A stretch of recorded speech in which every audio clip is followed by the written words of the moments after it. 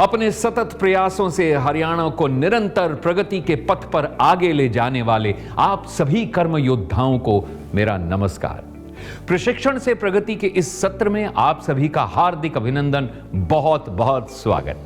किंतु इसे शुरू करने से पहले मैं आपसे कुछ कहना चाहूंगा कि आप इस वीडियो को जरा ध्यान से देखिएगा, क्योंकि इस सत्र के अंत में हम आपकी एक परीक्षा लेंगे। जी हां, जिसमें इस विषय से जुड़े हुए कुछ सवाल आपसे पूछे जाएंगे।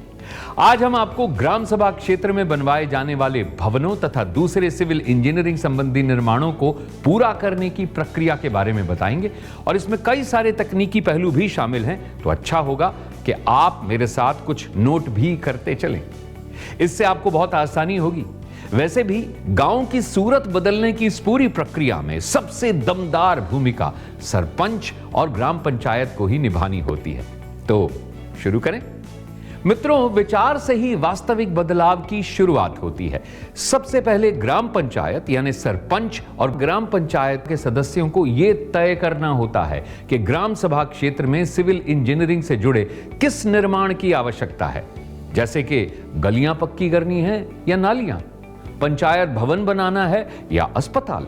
इसके बाद ग्राम पंचायत को इससे संबंधित प्रस्ताव बहुमत से पारित करना होता है। इसके बाद की प्रक्रिया कई चरणों से होकर गुजरती है। वो क्या है, आइए इसको पहले जरा संक्षेप में जानते हैं। पहला, ग्राम पंचायत द्वारा पारित प्रस्ताव को बीडीपीओ के माध्यम से उपमंडल अधिकारी पंचायती राज को भेजना। दूसरा, एसडीओ पंचायती राज द्वारा कार्य की फिजिबिलिटी अनुसार 15 दिनों के अंदर उसका अनुमानित बजट या रफ कॉस्ट एस्टीमेट बनाकर ग्राम पंचायत को उपलब्ध करवाना। तीसरा, विभिन्न स्तरों पर परियोजना से जुड़ी स्वीकृति लेना। चौथा, फंड का हस्तांतरण या ट्रांसफर। पांचवा, टेंडर या कोटेशन अथवा विभागीय तौर पर कार्य करवाने का प्रस्ताव पास करना। छठवां, कार्य करने का आदेश जारी करना। सातवां, पूरे निर्माण कार्य की विस्तृत लागत अनुमान लगाना। आठवां, कार्य की शुरुआत और गुणवत्ता नियंत्रण। नवां, पूरे कार्य का रिकॉर्ड रखना। और 10वां सबसे महत्वपूर्ण चरण है निर्माण कार्य तय समय में पूरा हो यह सुनिश्चित करना और कंप्लीशन प्रमाण पत्र जारी करना। अब हम प्रत्येक चरण को एक एक करके समझेंगे। सबसे पहले हमें जो भी सिविल इंजीनियरिंग संबंधी निर्माण करवाना है उसकी रूपरेखा तैयार करनी होती है। मान लीजिए आपको पंचायत भवन बनवाना है, तो यह देखना होगा कि इसके लिए जमीन कितनी है और भवन का आकार क्या होगा, और इसके आधार पर ग्राम पंचायत इस कार्य को करवाने का प्रस्ताव पारित करेगी और इस प्रस्ताव को बीडीपीओ को भेजेगी। और इस बात का ध्यान जरूर रखेगी कि कार्य विभाग द्वारा समय समय पर विभिन्न कार्यों के निर्माण के लिए स्वीकृत ड्राइंग के अनुसार ही किया जाएगा। इसके बाद शुरू होता है दूसरा चरण। आपको याद है ना कि वो क्या है? वो है कार्य योजना के अनुरूप लागत का अनुमान, या इसे हम रफ कॉस्ट एस्टीमेट तैयार करवाता है। अब लागत का अनुमान लगाने के लिए क्या करना होगा आपको? यह सवाल आपके मन में भी इस समय उठ रहा होगा। इसके लिए बीडीपीओ पारित प्रस्ताव के आधार पर रफ कॉस्ट एस्टीमेट तैयार करवाता है। यह कार्य करने के लिए बीडीपीओ एसडीओ पंचायती राज से आग्रह करता है।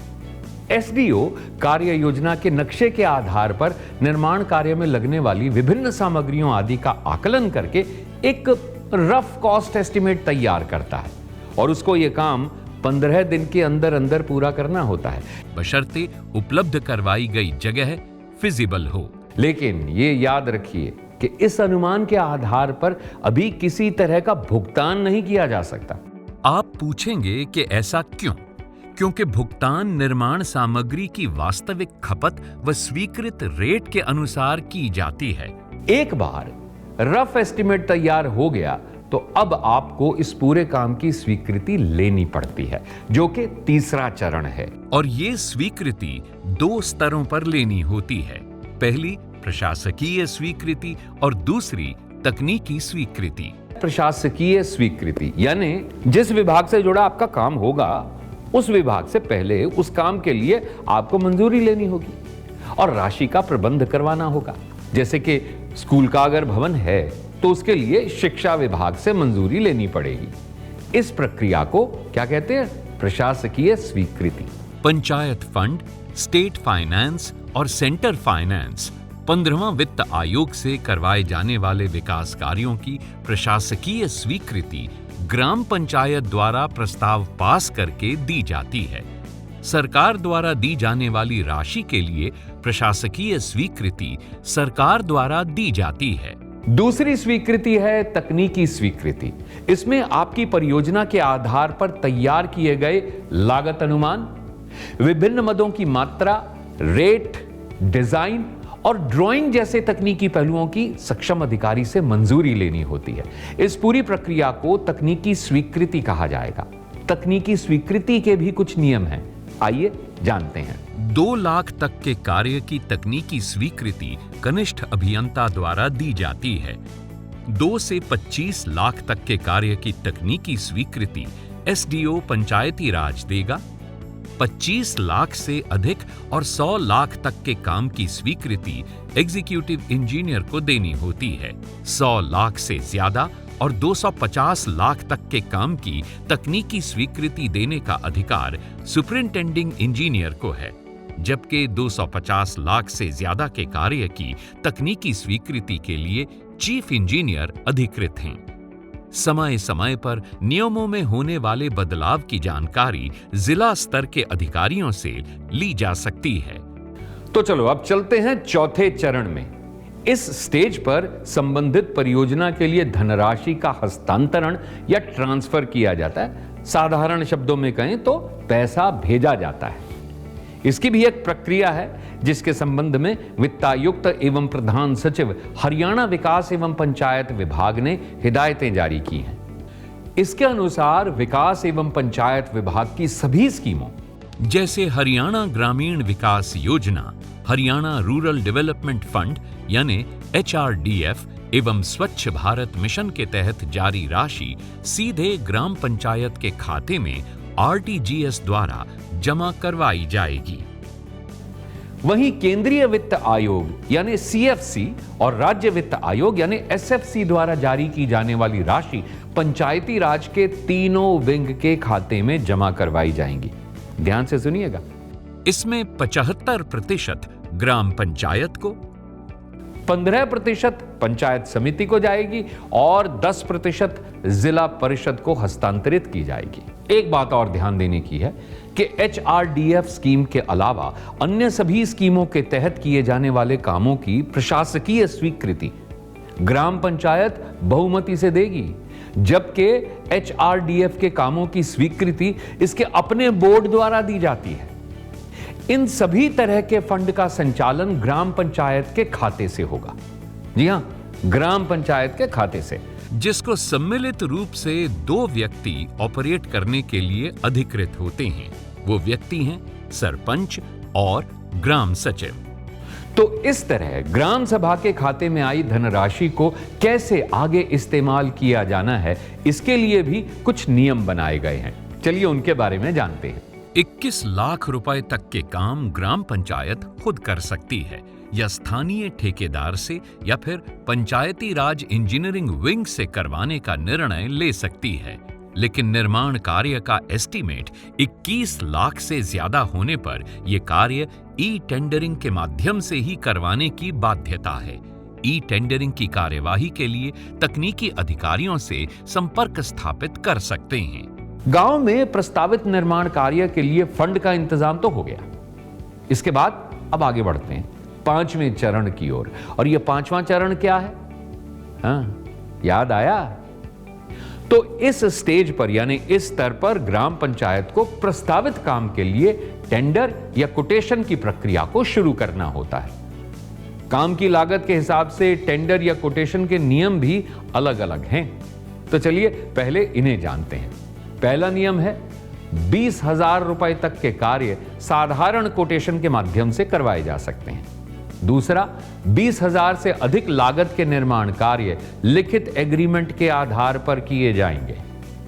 तीसरा, 50,000 से अधिक के निर्माण कार्य के लिए निविदा या टेंडर को समाचार पत्रों में विज्ञापित करना होगा, मतलब उसका इश्तेहार देना होगा।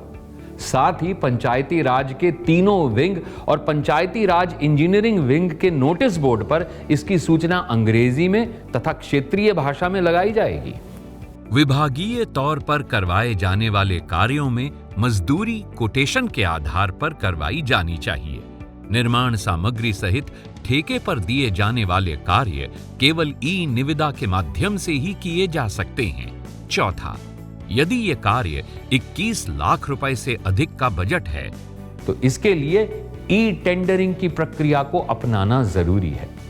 ई टेंडरिंग कमेटी में संबंधित ग्राम पंचायत के एसडीओ, जेई यानी जूनियर इंजीनियर, सरपंच तथा ग्राम सचिव शामिल होते हैं, लेकिन डिजिटल सिग्नेचर एसडीओ के नाम से ही जारी होता है, जो ऑनलाइन टेंडर अपलोड करने के लिए बहुत जरूरी है। पांचवां, 25 लाख तक के कार्यों के लिए 7 कार्य दिवस, 25 से 50 लाख तक के कार्यों के लिए 15 कार्य दिवस और 50 लाख से अधिक के कार्यों के लिए 21 कार्य दिवस का नोटिस अवधि देना जरूरी है। अच्छा, एक बार जब यह तय हो जाता है कि निर्माण कार्य ग्राम पंचायत स्वयं करवाएगी या पंचायती राज तकनीकी विभाग द्वारा करवाया जाएगा, तो फिर स्थिति के अनुरूप सरपंच, अध्यक्ष, प्रधान या कार्यकारी अभियंता कोटेशन या निविदाएं आमंत्रित करेंगे और यह पूरे कार्य के लिए या फिर उसके एक हिस्से के लिए, सामान सप्लाई के लिए या सिर्फ श्रम दरों के लिए मांगी जा सकती है। टेंडर सूचना में निविदा या कोटेशन खोले जाने की तिथि, समय और स्थान स्पष्ट रूप से बताना जरूरी है।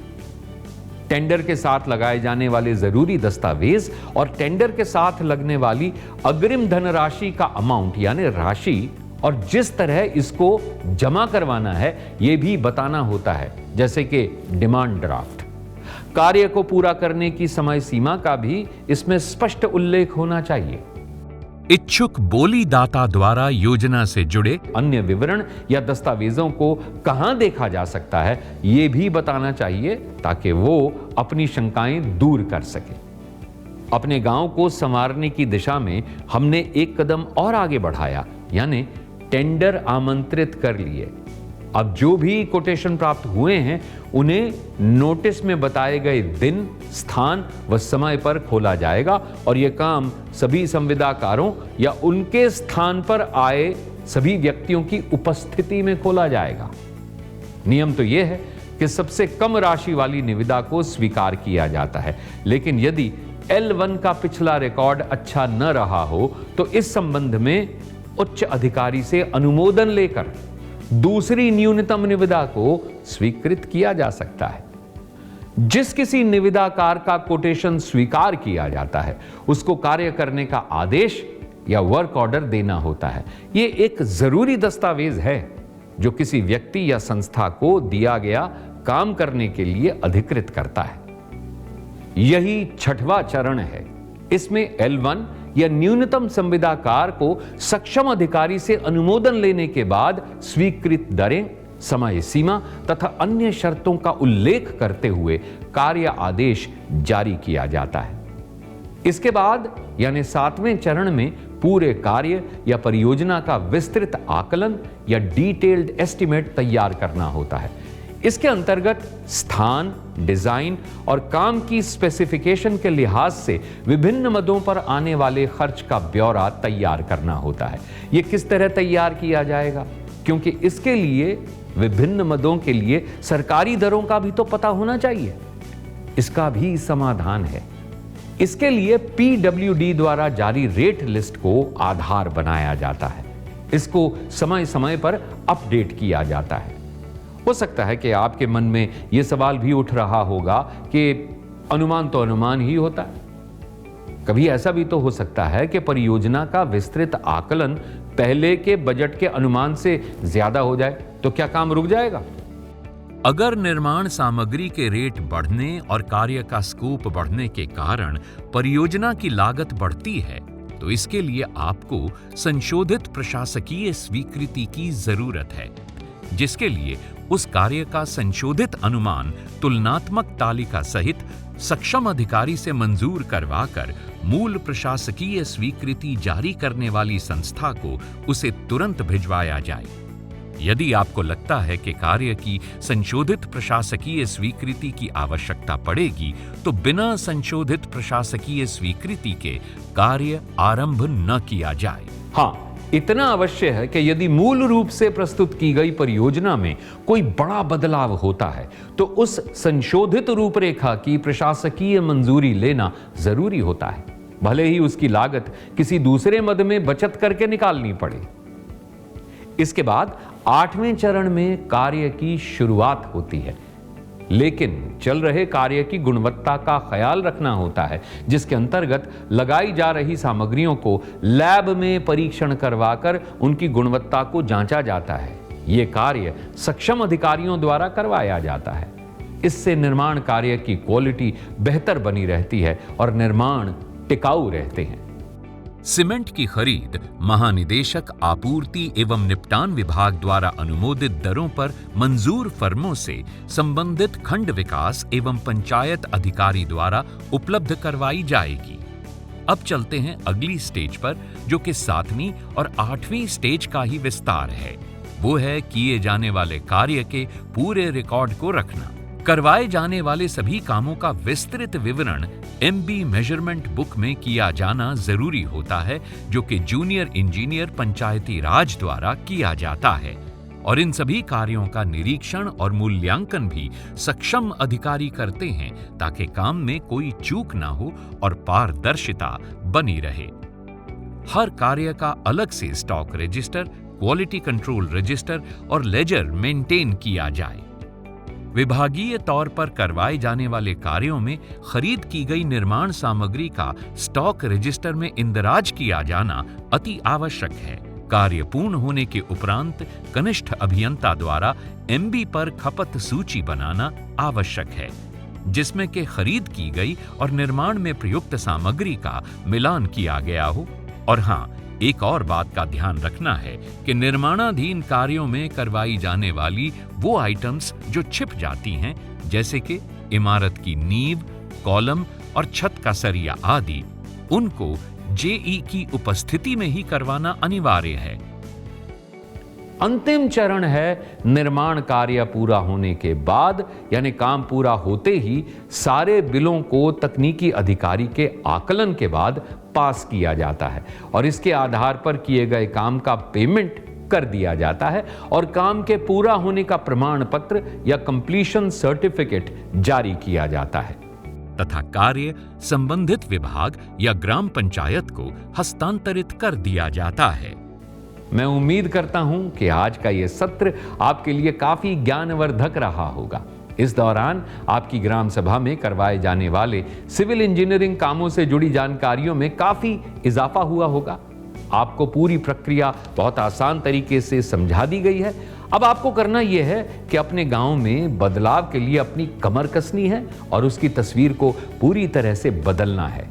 तो प्रतिज्ञा कर लें, अब बदलेगा मेरा गांव। अधिक जानकारी के लिए लॉग ऑन करें हमारी वेबसाइट या फिर हमें फेसबुक या ट्विटर पर आप फॉलो करें।